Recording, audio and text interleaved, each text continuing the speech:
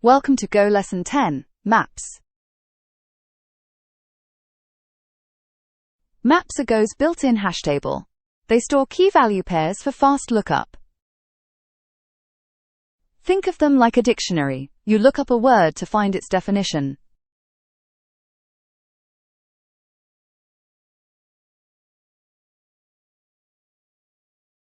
Let's start with map basics. We'll create a map and learn to access values. To create a map, we specify the key type and value type in brackets. Here, string keys map to integer values. Perfect for storing ages by name.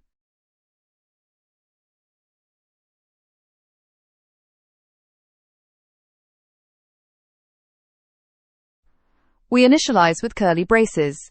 Each entry has a key, colon, and value. Notice the key type comes first, then the value type.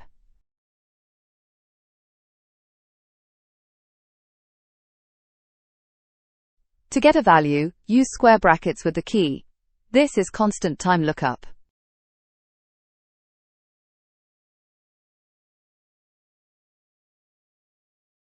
What happens if we access a key that doesn't exist? Go returns the 0 value for that type.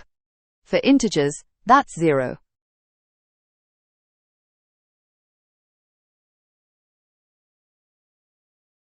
Adding a new entry uses the same bracket notation, just assigned to a new key.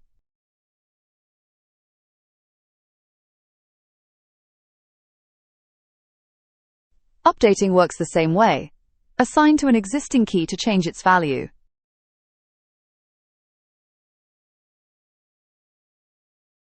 The output shows Alice's age updated from 25 to 26, and Dave was added.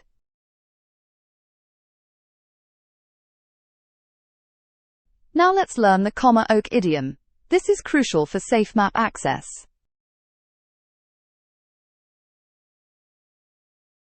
We saw that missing keys return 0. But what if 0 is a valid value?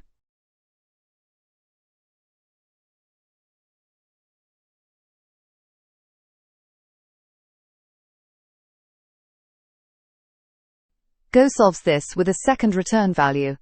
It tells us if the key exists. We call this the comma-oksy idiom. The second variable is conventionally named OK, or exists.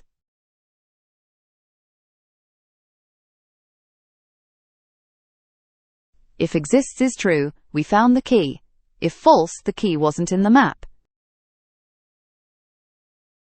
Let's check for a subject that doesn't exist.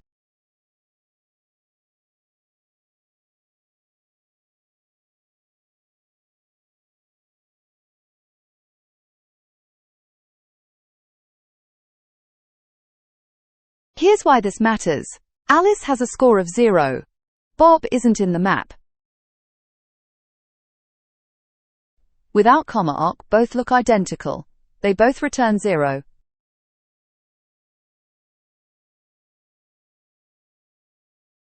See, both print 0. We can't tell if Alice scored 0 or doesn't exist.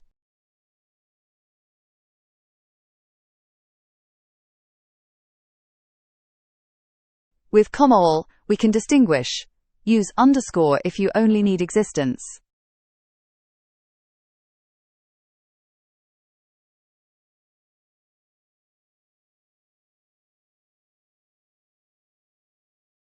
Now we see Alice exists but Bob doesn't, even though both returned 0.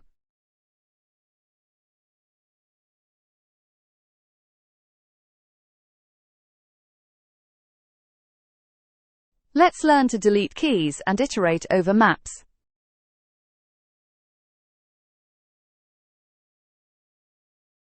We'll create a map of fruit counts to demonstrate.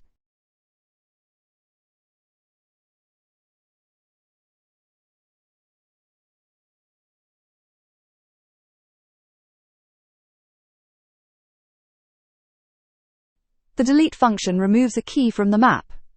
It takes the map and key. Unlike some languages, Go's delete doesn't return anything.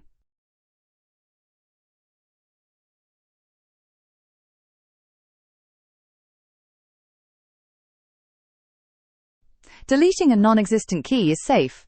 It simply does nothing. No error.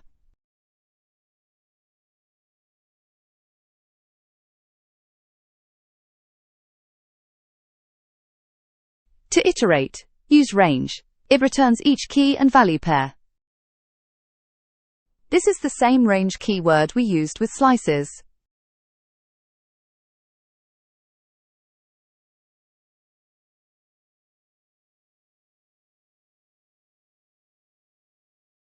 Important: map iteration order is not guaranteed.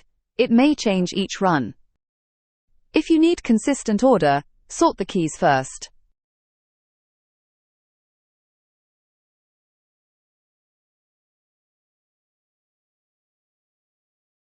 Notice the iteration order may differ from how we defined the map.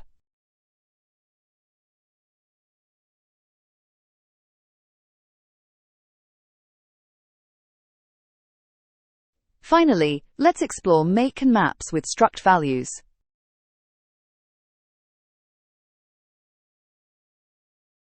First, we define a person struct.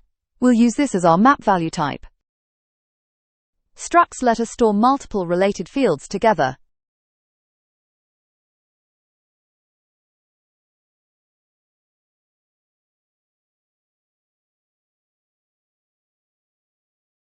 The make function creates an empty map. Use it when you don't have initial values. Unlike slices, you don't need to specify capacity for maps.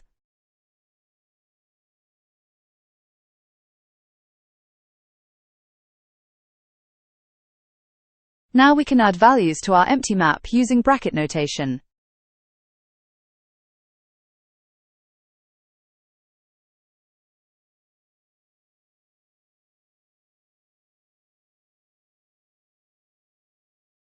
There's an important difference between nil maps and empty maps. A nil map can't be written to. It will cause a panic. Empty maps are safe.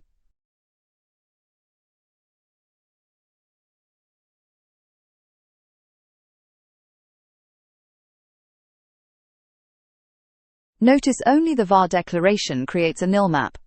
Literal and make don't.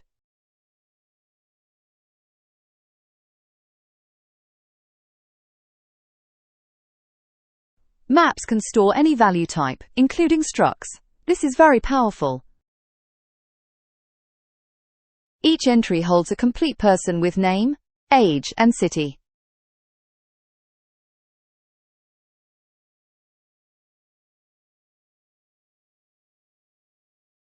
We can iterate over the map and access each struct's fields.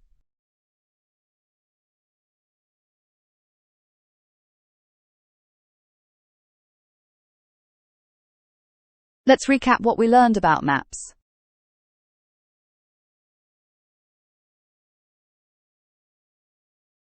Maps store key-value pairs with fast lookup. Use OK for safe access. Delete removes keys safely. Range iterates, but order isn't guaranteed.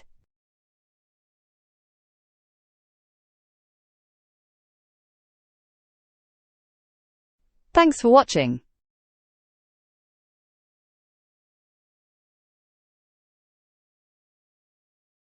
In the next lesson, we will explore functions.